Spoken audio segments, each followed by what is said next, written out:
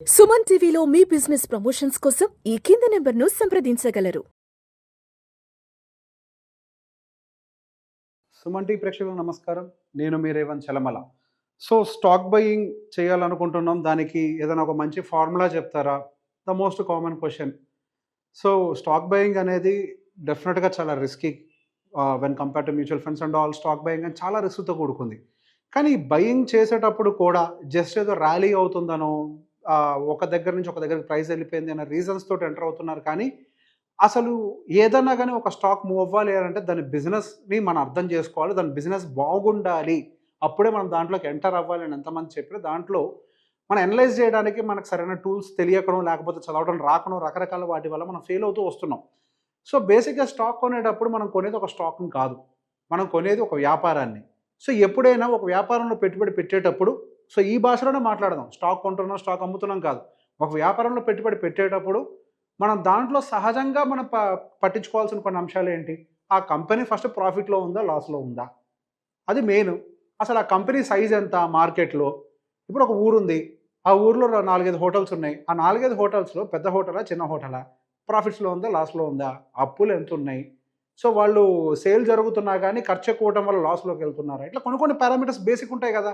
అట్లాంటి basic parameters తోటే మనం కూడా స్టాక్స్‌ని అనలైజ్ చేయాలి. జస్ట్ కామన్‌గా కొంచెం కామన్ సెన్స్ యూజ్ చేసి చేయాలి. కాకపోతే when it comes to the stock market, స్టాక్స్‌కి సంబంధించి ఆ కంపెనీస్ అన్నీ కూడా కొంచెం పెద్ద పెద్ద సైజ్ కంపెనీస్ కాబట్టి వాటి నంబర్స్ కొంచెం కాంప్లికేటెడ్‌గా ఉంటాయి. సో బేసిక్‌గా మనం ఇన్వెస్ట్ చేయాలనుకునేటప్పుడు ఎప్పుడైనా నేను టాప్ టు డౌన్ అప్రోచ్ పెట్టుకోండి అని చెప్తాను. ఫస్ట్ అసలు మనం ఎందులో ఉండాలి? మిడ్‌లో ఉండాలా? లార్జ్‌లో ఉండాలా? స్మాల్‌లో ఉండాలా? ఫస్ట్ దీన్ని ఐడెంటిఫై చేయాలి. లార్జ్ అని అంటే మనకి టాప్ 100, నెక్స్ట్ 115 మిడ్ అంటాం. తర్వాత 215 స్మాల్ అంటాం. సో బేసిక్ ఇప్పుడు నేను రికమెండ్ చేసేది ఏంటి అంటే, నేను ఇచ్చేటువంటి ఏదైనా బేసిక్ నాలెడ్జ్ అనేది మీకు మిడ్, స్మాల్, పెన్నీ స్టాక్స్ వీటికైతే పనికి రాకపోవచ్చు. కొద్దిగా గొప్ప మిడ్ వరకు ఏమో వర్కౌట్ అవుతుందేమో కానీ, ఈ పెన్నీ స్టాక్స్ ఇవన్నీ వీటికి వర్కౌట్ కావు. మన లార్జ్ క్యాప్‌లో నిఫ్టీ 50 లేకపోతే టాప్ 100 కంపెనీస్‌లో సెలెక్ట్ చేసుకోవడం వరకు కొంతవరకు ఈ అనాలిసిస్ పనిచేస్తుంది. సో బేసిక్‌గా ఈ అనాలిసిస్‌ని బేస్ చేసుకొని మనం ఎలా చేయాలి? ఫస్ట్ ఏ సెక్టార్‌లోకి ఎంటర్ అవ్వాలి? ఫర్ ఎగ్జాంపుల్ ఇక్కడ మనకు చూస్తే ఈ స్క్రీనర్ వెబ్‌సైట్. ఈ స్క్రీనర్ డాట్ ఇన్ వెబ్‌సైట్ అనేది అందరికీ ఐడియా ఉండే ఉంటుంది. సో ఈ స్క్రీనర్ డాట్ ఇన్ వెబ్‌సైట్‌లోకి వస్తే మనం ఏదైనా సెక్టార్‌లోకి ఎంటర్ అవ్వాలి అనుకున్న తర్వాత మీకు లెఫ్ట్ సైడ్ అనేది బ్రౌజ్ సెక్టార్స్ అనే ఆప్షన్ ఉంటది. Aerospace and defence, agri chemicals ఇట్లా రకరకాలయన్నీ ఉంటాయి. ఫర్ ఎగ్జాంపుల్ మీరు ఏదో ఒకటి you can select anything like మనకి ఐటీలో కూడా if you can see IT software, IT hardware ఇవన్నీ కూడా సెపరేట్‌గా ఉన్నాయి. ఐటీలోకి ఎంటర్ అవ్వాలనుకుందాం. ఐటీలోకి ఎంటర్ అయిన తర్వాత సహజంగా చూసేదేంటి? ఇందాక మనం అనుకున్నట్టుగా అసలు ఆ మార్కెట్‌లో వాళ్ళ సైజ్ ఎంత? మన ఊర్లో ఏదైనా బిజినెస్ కొంటున్నాం అనంటే వాళ్ళు ఎంతవరకు ఏ సైజులో ఉన్నారు? వాళ్ళు ఎంత పెద్దవాళ్ళు వాళ్ళు అనేది చూస్తాం. సో ఫస్ట్ ఉండే కాలమ్‌లోనే మీకు అవన్నీ కూడా దాదాపు కనిపించేస్తాయి ఇక్కడ. సారీ, థర్డ్ కాలమ్‌లో మార్కెట్ క్యాపిటలైజేషన్ అంటే సో బేసిక్‌గా వాళ్ళ విలువ ఎంతో ఒక రకంగా చెప్పాలి అంటే మన భాషలో. సో బేసిక్ ఈ మార్కెట్ క్యాపిటలైజేషన్స్ అని ఇఫ్ యూ కెన్ సీ ఇది దాదాపుగా మనకి టీసీఎస్ ఫస్ట్ టీసీఎస్ వచ్చేసరికి సుమారుగా మనకి 15,000 కోట్లకు ఉంది. సో ఆల్మోస్ట్ మనకి హెచ్‌డిఎఫ్‌సి, రిలయన్స్ తర్వాత one of the biggest companies TCS. దాని తర్వాత వచ్చేసరికి ఇన్ఫోసిస్, హెచ్‌సిఎల్, విప్రో ఇట్లా రకరకాల కంపెనీస్ అన్నీ ఉన్నాయి. ఈ కేటగిరీలో ఎన్ని కంపెనీస్ ఉంటాయో అన్ని కంపెనీస్ వస్తాయి. నెక్స్ట్ కొట్టుకుంటూ వెళ్తూ వస్తూనే ఉంటాయి.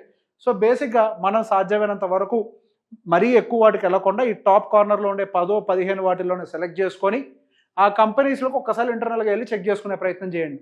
ఆ టీసీఎస్ మీద క్లిక్ చేస్తే మీకు మంచి ట్యాబ్ ఓపెన్ అవుతది. వాళ్ళ మార్కెట్ ప్రైస్ ఎంత? అసలు వాళ్ళ స్టాక్ పీఈ అంటే ప్రైస్ టు ఎర్నింగ్స్. ఈ ప్రైస్ టు ఎర్నింగ్స్ అంటే ఏంటి? మనం ఒక స్టాక్‌ను కొనేటప్పుడు ఎంత ఎక్కువ వాల్యుయేషన్ పెట్టి కొంటున్నాం. అది సంపాదించే ఒక్క రూపాయికి మనం దాదాపుగా రూ. 32 ఎక్స్‌ట్రా పే చేసి కొంటున్నాం అనేది చెప్తది ఈ స్టాక్ పీఈ ఒక రకంగా.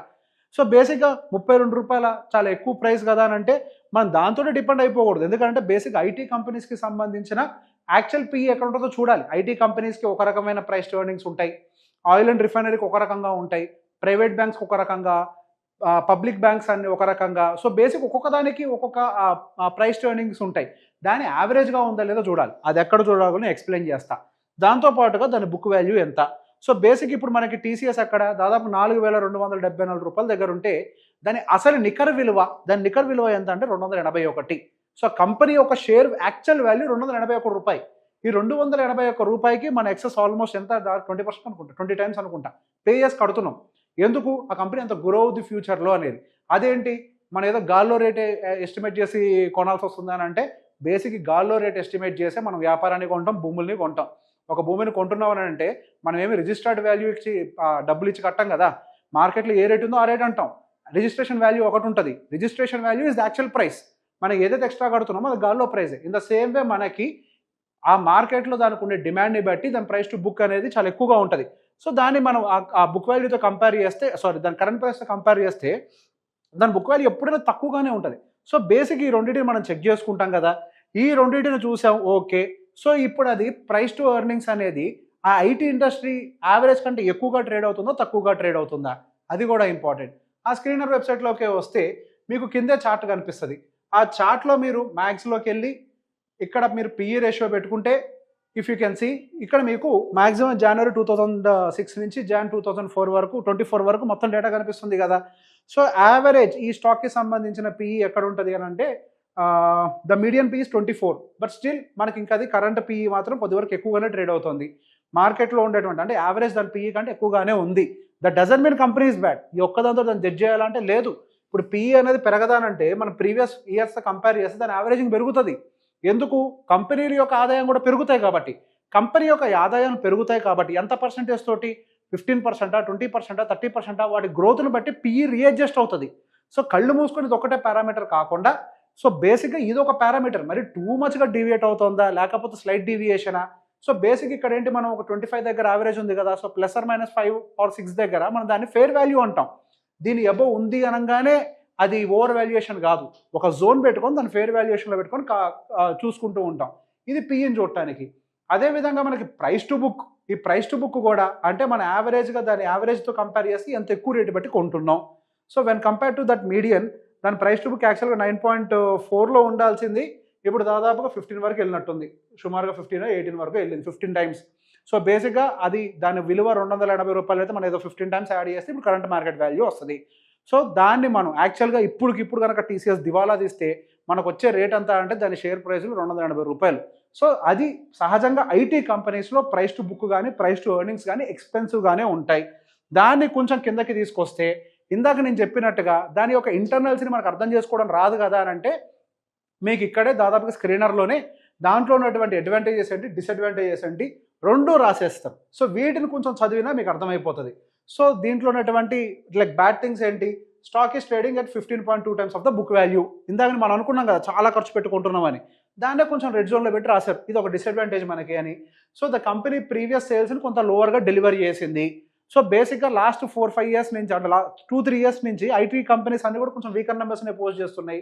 ఇక్కడ అదే రాశారు, పాస్ట్ 5 yearsలో కొద్దిగా వీకర్ నెంబర్స్ పోస్ట్ చేస్తున్నాయి. అండ్ దాంతోపాటుగా దాని అడ్వాంటేజెస్ ఏంటి, కంపెనీకి అప్పులు దాదాపుగా లేవని రాశారు. అండ్ దాంతోపాటుగా రిటర్న్స్ ఎలా వస్తున్నాయి. సో ఇవి డీటెయిల్స్ అన్ని కూడా ఇక్కడ ఉంటాయి. దాంతోపాటుగా వాటి కాంపిటేటివ్ కంపెనీస్ ఏంటి, ఆ కాంపిటేటివ్ కంపెనీస్ యొక్క పిఈ రేషియో ఎలా ఉంది. మనకి టీసీఎస్ ఏమో 32లో ఉంటే ఇన్ఫోసిస్ ఏమో 28గానే ఉంది. అదేవిధంగా విప్రో అయితే 25గా ఉంది. సో అలానే దాని పియర్ కాంపిటీషన్స్, దాని కాంపిటేటివ్ కంపెనీస్ అన్నీ కూడా వాటికి సంబంధించిన డీటెయిల్స్, వాటి మార్కెట్ క్యాప్ ఎంత, డివిడెండ్ ఈల్డ్ ఎంత వస్తున్నాయి. డివిడెండ్ ఈల్డ్ అని అసలు పట్టించుకోకండి, ఎందుకంటే ఎప్పుడు చాలా కంపెనీలు డివిడెండ్ ఈల్డ్ సరిగ్గా ఇవ్వవు, 1% 2% లోపలే ఉంటాయి. ఈ కాలమ్ని ఎక్స్క్లూడ్ చేసేసి వాటి ప్రాఫిట్స్ పెరుగుతున్నాయా లేదా అండ్ వాటి యొక్క మార్కెట్ క్యాపిటల్ సైజ్ ఎంత ఉంది, వాటి పిఈ రేషియోస్ అనేది మాత్రం డెఫినెట్గా చూడాల్సిన అంశం. అండ్ దాంతోపాటుగా మన క్వార్టర్లీ రిజల్ట్స్ అంతా అంటే మనం లాంగ్ టర్మ్లో ఇన్వెస్ట్ చేసేటప్పుడు డెఫినెట్గా మనం కొంచెం క్వార్టర్లీ రిజల్ట్స్ని కూడా గమనించాలి. ఎందుకనంటే కన్సిస్టెన్స్ గ్రోత్ ఉందా లేదా. దాంతోపాటుగా ఆపరేటింగ్ ప్రాఫిట్, ఇది చాలా ఇంపార్టెంట్ మనకి. ఆపరేటింగ్ ప్రాఫిట్ అనేది ఎలా పెరుగుతోంది, సో దీన్ని కూడా మనం కంపేర్ చేయాలి. ఇఫ్ యూ కెన్ సీ మనకి ఆపరేటింగ్ ప్రాఫిట్ అనేది దాదాపుగా జూన్ 2023లో బాగా డ్రాప్ అయింది. There could be different reasons, expenses పెరుగుతాయి. ఎందుకు వాళ్ళ ఆపరేటింగ్ ప్రాఫిట్ తగ్గింది అంటానికి కూడా ఎక్స్పెన్సెస్ దగ్గర ప్లస్ సింబల్ ఉంటుంది.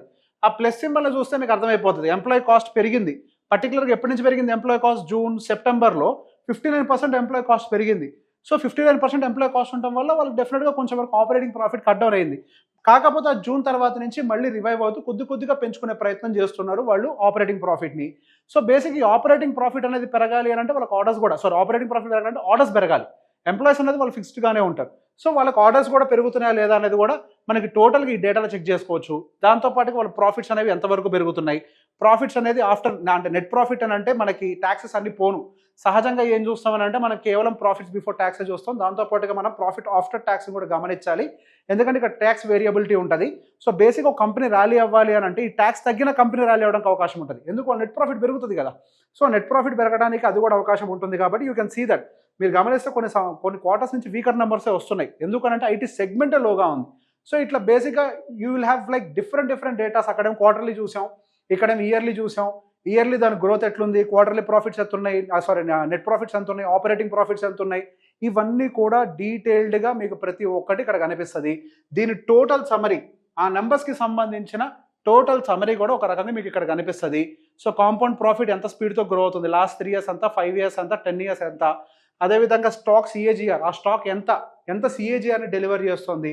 సో లాస్ట్ 5 years దాని యొక్క రిటర్న్స్ చాలా వీకర్గా ఉన్నాయి, మేబీ 1 yearలో కొద్దిగా ఇచ్చింది. సో రిటర్న్ ఆన్ ఈక్విటీ ఎలా ఉంది, ఈ పర్సంటేజెస్ అన్నీ కూడా ఈ కన్సాలిడేటెడ్ డేటా మొత్తాన్ని కింద మీకు ఇచ్చేస్తారు. సో బేసిక్గా మనం కష్టపడి దాన్ని అనలైజ్ చేయడం నాకు రాదు అని టెన్షన్ పడనవసరం లేదు. సో ఏవైతే డేటాస్ మీకు కంఫర్టబుల్గా ఇందులో ఉంటాయో వాటిని చదివే ప్రయత్నం చేయండి. 1-2 సార్లు చదివితే డెఫినెట్గా అర్థమవుద్ది. 1-2 సార్లు ఫెయిల్ అవుతామేమో, కానీ 3వ సారి సక్సెస్ అవుతాం. అది అర్థమయ్యేదాకా పెద్ద అమౌంట్స్ ఇన్వెస్ట్ చేయకుండా చిన్న అమౌంట్స్ని వీటిని చదివి చిన్న అమౌంట్స్ ఇన్వెస్ట్ చేయడానికి ట్రై చేయండి. పెద్ద అమౌంట్ బెట్ చేస్తే మన అనాలిసిస్ రాంగ్ అయితే సమ్టైమ్స్ ఫెయిల్ అవుతాం. సమ్టైమ్స్ మనకు అక్కడ అనాలిసిస్ కరెక్ట్ అయినా కానీ మార్కెట్ డిఫరెంట్గా రియాక్ట్ అవ్వచ్చు. సో ఒకేసారి పెద్ద అమౌంట్స్ కాకుండా చిన్న అమౌంట్స్ తోటి అక్కడ వచ్చేటువంటి రిజల్ట్స్కి అనుకూలంగా ఇన్వెస్ట్మెంట్ పెట్టే ప్రయత్నం చేస్తే అప్పుడు మనం ఒక స్టాక్ను కాదు వ్యాపారాన్ని కొంటున్నాం అన్న పద్ధతిలోకి ఎంటర్ అవుతాం. ఈ వీడియో కనుక మీకు నచ్చినట్లయితే లైక్ చేయండి, షేర్ చేయండి. Thank you very much.